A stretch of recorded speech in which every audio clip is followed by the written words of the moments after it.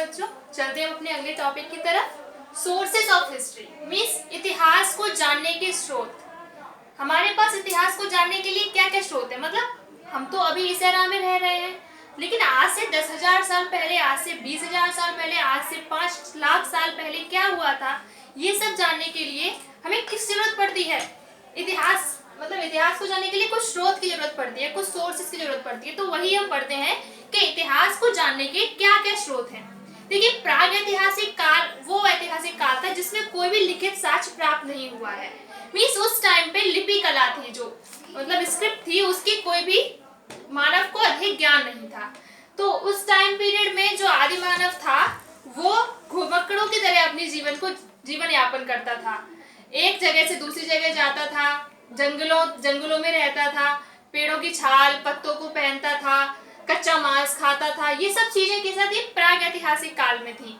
और जैसे जैसे फिर आगे ह्यूमन डेवलप करता गया, वैसे वैसे उसने फिर थोड़ा सा लिखना सीखा, औजारों को बनाना सीखा, और क्या किया उसने? क्राफ्टिंग सीखी, पेंटिंग्स करनी सीखी। तो ये सब उसमें क्या हुई? बाद में ये सब उसके अंदर एक्टिविटीज, ये सब उसके अंदर कलाएं क्या हुई? बाद में आई।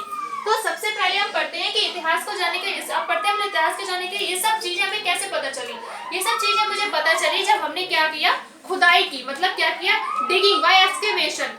ये जो स्टडी है वो क्या बोलती है? आर्कियोलॉजी। मीन्स जब हम किसी चीज को खोद के निकालते हैं, वहां से हमें कोई सोर्स मिलता है हिस्ट्री का, और उसके स्टडी को क्या बोलते हैं? हम आर्कियोलॉजिस्ट। और जो लोग ये स्टडी करते हैं उनको क्या बोलते हैं? आर्कियोलॉजिस्ट। तो सबसे पहले हम पढ़ते हैं आर्कियोलॉजिकल रिसोर्सेज, सोर्सेज। तो क्या होते हैं आर्कियोलॉजिकल सोर्सेज? पुरातात्विक स्रोत। तो पुरातात्विक स्रोत हैं कौन कौन से हमारे पास? तो पुरातात्विक स्रोत जैसे कि आप औजार, अस्त्र शस्त्र, पशुओं की हड्डियां, सिक्के, ये सब क्या है? हमारे पुरातात्विक स्रोत। चलिए हम एक एक पॉइंट को डीपली डिस्कस करते हैं।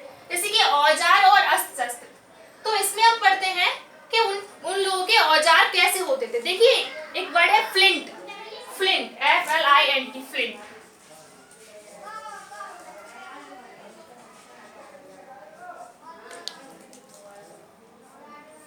जो औजार बनाते थे अपने हथियार वगैरह, वेपन्स, मतलब शिकार करने के लिए जानवरों का, ये जो आदि मानव था वो फ्लिंट नाम के एक पत्थर से बनाता था।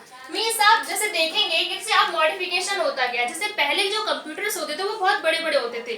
मीन्स आपने मतलब इमेजिन नहीं किया होगा, जो फर्स्ट कंप्यूटर बना था वो एक रूम के साइज जितना बड़ा था, लेकिन क्या हुआ? धीरे धीरे मॉडिफिकेशन होता गया, छोटा और उससे छोटा लैपटॉप, और उससे छोटा कंप्यूटर बना, और उससे छोटा कंप्यूटर बना। लेकिन एक टाइम पीरियड ऐसा है कि हमारे पास क्या है? लैप ही है, जो क्या है? पोर्टेबल है, हम कहीं भी ले जा सकते हैं। और उससे भी छोटी चीज क्या बना दी गई है? टैबलेट को बना दिया गया है। तो वैसे ही क्या था इस टाइम पीरियड में, मतलब जैसे कि टाइम के अकॉर्डिंग क्या हुआ, जो आदि मानव था वो मॉडिफाइड होता गया। पहले क्या करता था? वो बड़े बड़े पत्थरों के से औजार बनाता। फिर उसने क्या किया? थोड़े से नुकीले से औजारों को बनाना शुरू किया, लाइक दिस, इस तरह से बना दिया। कोई ऐसा पत्थरों को फोड़ के, दो टाइप्स होते हैं मतलब औजारों को बनाने के, मतलब एक तो एक के ऊपर पत्थर को मारे, और एक क्या करते थे? ये लोग रबिंग करके, घिस के अपने औजारों को बनाते थे। तो इस टाइप के क्या थे? औजार, ये उसने बनाना शुरू कर दिए। फिर क्या हुआ? और मॉडिफिकेशन हुआ इनमें। तो उसने क्या किया? इसको तेज नुकीला बनाना शुरू कर दिया, और मॉडिफिकेशन हुआ इन हथियारों में। तो क्या हुआ? इन नुकीलों में उसने क्या किया? पत्थरों का या फिर किसका? लकड़ी का हैंडल लगाना शुरू कर दिया। हैंडल्स बनाए, कुल्हाड़ी बनाई, और बर्छी, बहुत सी चीजें क्या हुई उस टाइम पे? औजार और ये सब चीजें अस्त्र बनाई, ताकि वो क्या करे?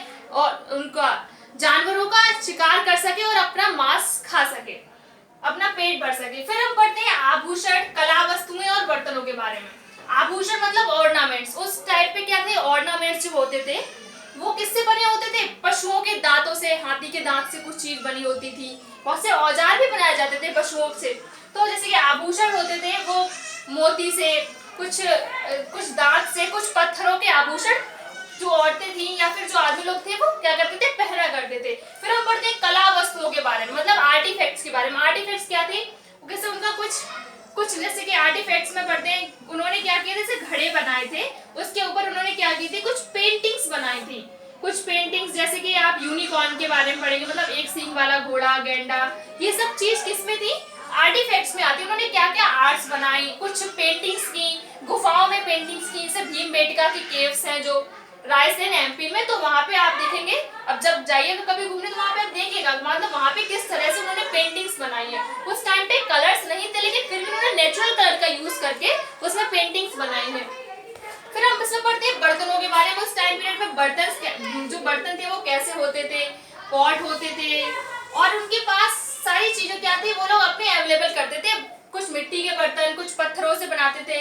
तो ये सब चीजें हम लोग किसमें पढ़ते हैं, आर्कियोलॉजिकल सोर्सेज में। फिर हम पढ़ते हैं इमारतों के बारे में। इमारतें मतलब मॉन्यूमेंट्स। मॉन्यूमेंट्स तो आप अक्सर जाते होंगे घूमने के लिए, जैसे कि एंशिएंट टाइम के मॉन्यूमेंट्स हैं कुछ, जैसे रेड फोर्ट है, आप और जाएंगे तो ताजमहल है, एलोरा की केव्स हैं जो अभी भी हैं इतनी पुरानी। उसके बाद आप पढ़ते हैं पशुओं की हड्डियों के बारे में। जो पशुओं की हड्डियां हैं उनसे भी हमें क्या मिलती है, बहुत सारी सोर्सेज है, ये भी हिस्ट्री का। तो जब भी कभी खुदाई कहीं की जाती है तो हम बोन से ही पता लगाते हैं कि ये किस टाइप का था। डायनासोर्स पृथ्वी पर थे, ये हमें कैसे पता चला, क्योंकि हमने उनका क्या देखा, बोनल स्ट्रक्चर देखा, मतलब बोन्स का स्ट्रक्चर से हमें पता चला कि डायनासोर्स थे।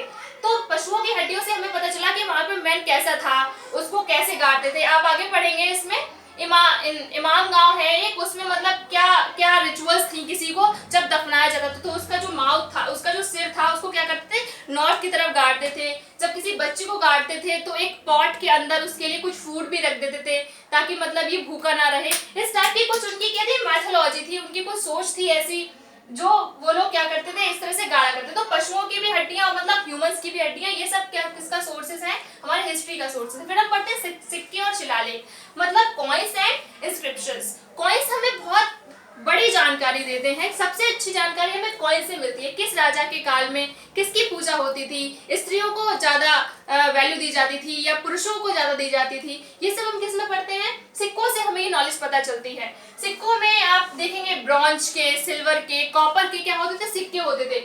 और कुछ तो मतलब सेल खड़ी होती थी, उस पे ये लोग क्या करते थे, अपना स्टाम्प बना देते थे। बच्चों मैं आपको बताना चाहूंगी कि आप लोग एक मूवी जरूर देखेंगे, मोहनजोदाड़ो।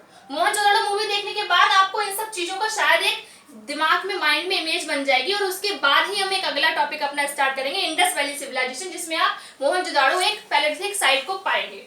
तो फिर है इसमें क्या, शिलालेख। शिलालेख मतलब इंस्क्रिप्शंस। इंस्क्रिप्शंस क्या होते थे कि बड़े बड़े, मैंने आपको बताया था इससे पहले वाली वीडियो में कि जो बड़े बड़े पत्थर होते थे उस पे क्या करते थे, बुधवार के राजा लोग लिखवाते थे। वो सब इंस्क्रिप्शंस हमें किसमें मिले हैं, खुदाई में मिले हैं। तो ये सब है आर्कियोलॉजिकल सोर्सेज, मतलब हिस्ट्री को जानने के ये सोर्सेज हैं। फिर हम पढ़ते हैं लिटरेरी सोर्सेज के बारे में। लिटरेरी सोर्सेज मतलब साहित्यिक स्रोत, मतलब जो भी लिपि, अब जब मानव ने ये सब करने के बाद जब उसके पास लिपि का ज्ञान हो गया, उसको लिखना आ गया, तो उसने क्या किया, लिपि, जब उसको लिपि का ज्ञान, उसको लिखना आ गया, फिर उसने धीरे धीरे लिखना शुरू किया। कुछ उल्टे सीधे टेढ़े मेढ़े अक्षरों को बनाया। फिर उसके बाद उसने क्या की, उसने साहित्य कुछ लिखना, उन्होंने पाम ट्रीज पर, पाम लीव्स पर, ब्रिज ट्रीज पर, क्या ब्रिज ट्री की बाग्स पर लिखना स्टार्ट कर दिया। तो क्या करते थे, इस पर लिखते थे और इनका बंडल्स बना के वो लोग रख देते थे। फिर हमें कुछ साहित्य मिलते हैं, जैसे कि हम लोग देखते हैं रामायण, महाभारत और ये सब के बारे में। ये सब क्या है, एक रिलीजियस लिटरेचर में आते हैं, ये मतलब धार्मिक साहित्य है। और लौकिक साहित्य में अगर आप पढ़ेंगे तो राजाओं के राज दरबार में, जैसे कि आप पढ़ेंगे कल्हड़ की है राज रंगनी, और बहुत सारे ऐसे राइटर्स हैं जिन्होंने क्या है लिखी है अपने, जैसे कि अर्थशास्त्र, ये सब बुक्स हैं किसमें आती हैं, सेक्युलर लिटरेचर में आती है, मतलब लौकिक साहित्य में आते हैं ये सब। और फिर उसके बाद हम पढ़ेंगे लिटरेरी सोर्सेज में विदेशी यात्री, मतलब कि फॉरेन ट्रैवलर्स हैं, वो हमें एक बहुत ही बड़ी नॉलेज देते हैं कि वो एकदम अपना एक माइंडसेट हमारे सामने दिखाते हैं कि वो क्या सोचते थे इंडिया के बारे में। तो ऐसे ही जो मेगास्थनीज थे जो आए थे चंद्रगुप्त मौर्य के टाइम पीरियड में, सेल्यूकस निकेटर के एम्बेसडर थे मेगास्थनीज, जो आए थे चंद्रगुप्त मौर्य के टाइम पीरियड में। तो वो हमें बहुत, उनकी जो बुक है इंडिका, उससे हमें बहुत सारी नॉलेजेस मिलती हैं। तो क्या है, विदेशी यात्री क्या है, एक बहुत अच्छे स्रोत है हमें इतिहास को जानने के लिए। तो बच्चों आगे आप क्या करेंगे, आपका एक ये टास्क रहेगा कि आप कुछ फॉरेन ट्रैवलर्स के बारे में लिस्ट बनाएं और उनकी कुछ बुक्स हैं या उन्होंने जो जो बताया है इंडिया के बारे में वो नोट डाउन करें। और कुछ धार्मिक साहित्य और लौकिक साहित्य, इन सभी का एक टेबुलर फॉर्म में आप एक टेबल बनाइए और इसके सभी रिसोर्सेज को इकट्ठा कीजिए। ओके बच्चों, अब मिलते हैं हम एक अगली वीडियो में। सो